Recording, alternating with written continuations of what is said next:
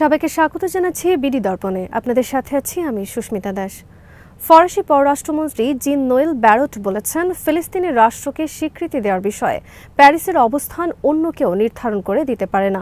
Benjamin নেতানিয়াহুর নেতৃত্বাধীন Israeli সরকারকে গাজায় নৃশংস শক্তি প্রয়োগ বন্ধ করার এবং যুদ্ধবিরতির জন্য কূটনীতি এবং আলোচনার উপর মনোনিবেশ করারও আহ্বান জানিয়েছেন তিনি।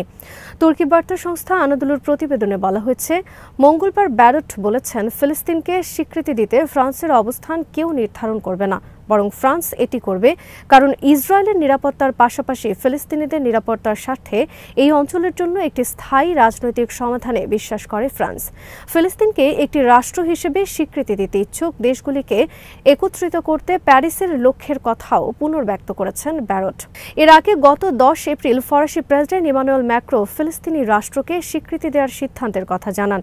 ইসরায়েলি পররাষ্ট্রমন্ত্রী গিদিয়ন সাআর সেই সিদ্ধান্তের নিন্দা করার পর এমন মন্তব্য করলেন ব্যারট। ইমানুয়েল ম্যাক্রো বলেন, ফ্রান্স আগামী কয়েক মাসের মধ্যে ফিলিস্তিন রাষ্ট্রকে স্বীকৃতি দেওয়ার পরিকল্পনা করছে এবং আগামী জুনে নিউ ইয়র্কে ইসরায়েল ফিলিস্তিন সংঘাত নিরসনে জাতিসংঘ আয়োজিত এক সম্মেলনে এই ঘোষণা দেওয়া হতে পারে। ফরাসি বার্তা সংস্থা এএফপি জানায়, সম্প্রতি মিশর সফর করা ম্যাক্রো এক সাক্ষাৎকারে বলেছেন, আমাদের স্বীকৃতির দিকে এগোতে হবে এবং আমরা তা আগামী কয়েক মাসের মধ্যে করব। তিনি আরও জানান, জুনে সৌদি আরবের সঙ্গে যৌথভাবে আমরা এই সম্মেলনের আয়োজন করতে চাই, যেখানে একাধিক পক্ষের পারস্পরিক স্বীকৃতি চূড়ান্ত হতে পারে। প্রায় 150টি দেশ ইতোমধ্যে ফিলিস্তিনকে রাষ্ট্র হিসেবে স্বীকৃতি দিয়েছে। 2024 সালের মে মাসে আয়ারল্যান্ড, নরওয়ে ও স্পেন স্বীকৃতি দেয়। এরপরে জুনে দেয় স্লোভেনিয়া। 2023 সালের 7 অক্টোবর হামলার পর গাজায় ইসরায়েলি বিমান হামলার নিন্দা থেকেই অনেকটা এই সিদ্ধান্তগুলো এসেছে। তবে ফ্রান্স হবে সবচেয়ে গুরুত্বপূর্ণ ইউরোপীয় শক্তি যদি তারা ফিলিস্তিন রাষ্ট্রকে স্বীকৃতি দেয়। সম্প্রতি মিশর সফরে ম্যাক্রো দেশটির president Abdel Fattah al Sisi ও জর্ডানের বাদশাহ দ্বিতীয় আবদুল্লাহর সঙ্গে শীর্ষ বৈঠক করেছেন এবং গাজা কিংবা ইসরায়েল অধিকৃত পশ্চিম তীরে জনবসতি স্থাপন বা সংযুক্তিকরণের তীব্র বিরোধিতা করেছেন। যুক্তরাষ্ট্রের সাবেক প্রেসিডেন্ট ডোনাল্ড ট্রাম্প গাজাকে মধ্যপ্রাচ্যের রিভিয়েরা বানানোর প্রস্তাব দিয়েছেন এবং ফিলিস্তিনিদের অন্যত্র সরিয়ে নেওয়ার ইঙ্গিত দেন। এর সমালোচনা করে ফরাসি প্রেসিডেন্ট বলেন, গাজা কোনো রিয়েল স্টেট প্রকল্প নয়। তিনি আরও বলেন, অতিরিক্ত সরল চিন্তাভাবনা কোনো কাজে আসে না।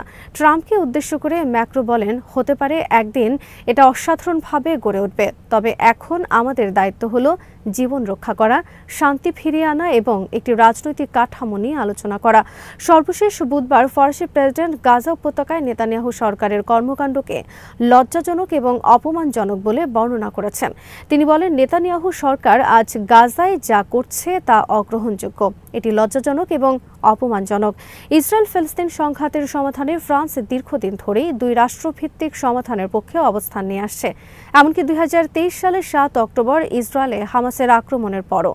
তবে প্যারিসের পক্ষ থেকে আনুষ্ঠানিকভাবে ফিলিস্তিন রাষ্ট্রকে স্বীকৃতি দেওয়া দেশটির নীতিতে বড় ধরনের পরিবর্তন হবে এবং এটি ইসরায়েলকে ক্ষুব্ধ করতে পারে। ফ্রান্সের সংবাদ মাধ্যম লা মন্ডে বলেছেন, ইমানুয়েল ম্যাক্রো ফিলিস্তিনকে রাষ্ট্র হিসেবে স্বীকৃতি দেওয়ার বিষয়টি পুনরুজ্জীবিত করেছেন। তবে এই প্রশ্নটি বিগত প্রায় 40 বছর ধরে ফরাসি রাজনীতি ও কূটনীতির বিতর্ক হয়ে দাঁড়িয়েছে। প্রথম ইন্তিফাদার বিক্ষোভের পর 1988 সালের 15 নভেম্বর আলজিয়ার্সে প্যালেস্টাইন লিবারেশন অর্গানাইজেশনের নেতা ইয়াসির আরাফাতের ফিলিস্তিনি রাষ্ট্রের প্রতীকী ঘোষণার সময় এই বিষয়টির সূত্রপাত। ম্যাক্রোর আগে অন্যান্য ফরাসি প্রেসিডেন্টরাও এই বিষয়ে প্রতিশ্রুতি দিয়েছেন, যার কোনোটি বাস্তবায়িত হয়নি, কারণ ফ্রান্সে ইসরায়েল ফিলিস্তিনি প্রশ্নটি বিদেশ নীতির সাথে যতটা সম্পর্কিত ততটাই অভ্যন্তরীণ রাজনীতির সাথেও সম্পর্কিত। তবে গণমাধ্যমটি বলছে, আসছে জুন মাসে নিউ ইয়র্কে জাতিসংঘের সদর দফতরে একটি সম্মেলনে ফরাসি প্রেসিডেন্ট এই সিদ্ধান্ত জানাতে পারেন। ওই সম্মেলনে সহ-সভাপতিত্ব করবেন সৌদি যুবরাজ মোহাম্মদ বিন সালমান। জুনের ওই সম্মেলনের আগেই এই আলোচনার মূল স্টেক হোল্ডার সৌদি আরব এবং একই সঙ্গে কাতারও সফর করেছেন মার্কিন প্রেসিডেন্ট ডোনাল্ড ট্রাম্প। সংশ্লিষ্টরা মনে করছেন, সম্মেলনে ফিলিস্তিনকে নামে মাত্র রাষ্ট্র ঘোষণা করে সৌদি আরব সহ মুসলিম বিশ্বের অন্যান্য দেশের কাছ থেকে ইসরায়েলের স্বীকৃতি আদায় করে নেওয়া হতে পারে। ভারতের দখলকৃত কাশ্মীরের পেহেলগামে কথিত হামলার দায় পাকিস্তানের উপর চাপিয়ে দেশটির অভ্যন্তরে হামলা চালায় মোদী সরকার। পাকিস্তানও যথাযথভাবে পাল্টা জবাব দেয়। এ নিয়ে দুই দেশের মধ্যে সর্বাত্মক যুদ্ধের আশঙ্কা দেখা দিয়েছিল। গত 7 থেকে 10 মে 4 দিনের একটি যুদ্ধ ট্রেলারও দেখেছিল বিশ্ব। পারমাণবিক শক্তিধর দুই দেশের সেই যুদ্ধ উন্মাদনা দেখে আটকে উঠেছিল বিশ্ব। আপাত দৃষ্টিতে এই সংঘর্ষ ভারত পাকিস্তানের মনে হলেও মূলত এটি ছিল চীন যুক্তরাষ্ট্রের মধ্যকার ছায়াযুদ্ধ।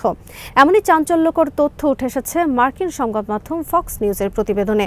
বিশ্লেষকদের বরাত দিয়ে বলা হয়েছে, পাকিস্তানের ব্যবহৃত যুদ্ধাস্ত্রগুলো বেশিরভাগ বেইজিং এর তৈরি। পাকিস্তানের মাধ্যমে এসব সমরাস্ত্রে ভারতকে নাস্তানাবুদ করে মাত্র 4 দিনে এই বিশ্ব দরবারে নিজেদের অবস্থান বেশ পাকাপোক্ত করেছে চীন।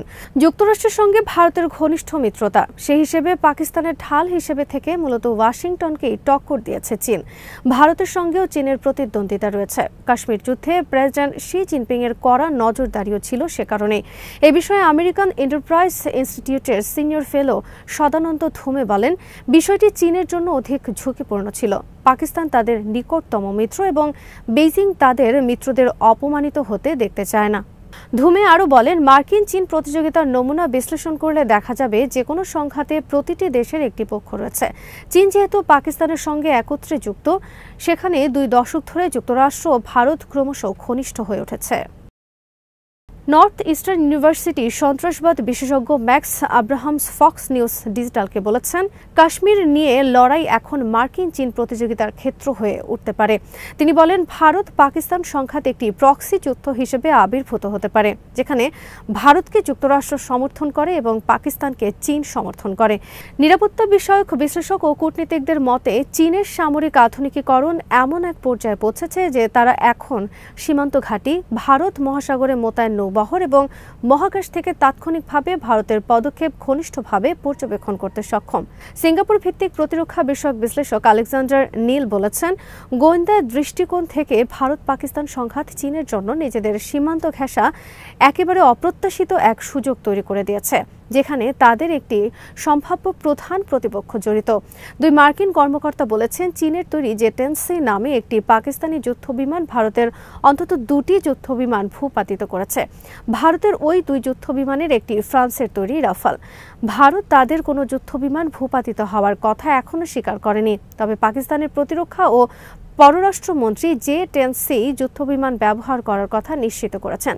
যদিও ভারতের বিরুদ্ধে সংঘাতে কোন কোন ক্ষেপণাস্ত্র বা কি অস্ত্র ব্যবহার করা হয়েছে সে বিষয়ে কিছু জানাননি তারা। আকাশযুদ্ধ সব দেশের সামরিক বাহিনীর জন্যই বিরল এক সুযোগ। আকাশযুদ্ধের মাধ্যমে তারা বৈমানিক যুদ্ধবিমান এবং সক্রিয় যুদ্ধে আকাশ থেকে আকাশে ছোড়া ক্ষেপণাস্ত্র কতটা কার্যকর তা পর্যবেক্ষণ করতে পারে। প্রতিদ্বন্দ্বী আঞ্চলিক পরাশক্তি ও পারমাণবিক শক্তিধর দেশ ভারত ও চীনকে দীর্ঘদিন ধরেই কৌশলগত প্রতিদ্বন্দ্বী হিসেবে দেখা হয়। 2 দেশের মধ্যে হিমালয় অঞ্চলে 3800 কিলোমিটার দীর্ঘ সীমান্ত রয়েছে। 50-এর দশক থেকে সীমান্তে 2 দেশের মধ্যে বিরোধ রয়েছে। এর বিপরীতে পাকিস্তানের সঙ্গে চীনের বন্ধুত্বের সম্পর্ক বহু বছরের পুরনো এবং সময়ের সঙ্গে সঙ্গে তা ঘনিষ্ঠ থেকে ঘনিষ্ঠতর হয়েছে। এই মুহূর্তে যে অবস্থা, তাতে চীন ও পাকিস্তানের স্বার্থ অঙ্গাঙ্গিভাবে জড়িত। সুতরাং পাকিস্তানের উপর কোনো আঘাত আসলে চীনের জন্য দেশটির পাশে থাকা এক প্রকার স্বাভাবিক হয়ে গেছে। আজ এখানেই শেষ করছি। সবাই ভালো থাকুন, সুস্থ থাকুন আর দেখতে থাকুন বিডি দর্পণ। চ্যানেলটি ভালো লাগলে সাবস্ক্রাইব করুন, সংযুক্ত থাকুন আমাদের ফেসবুক পেজে।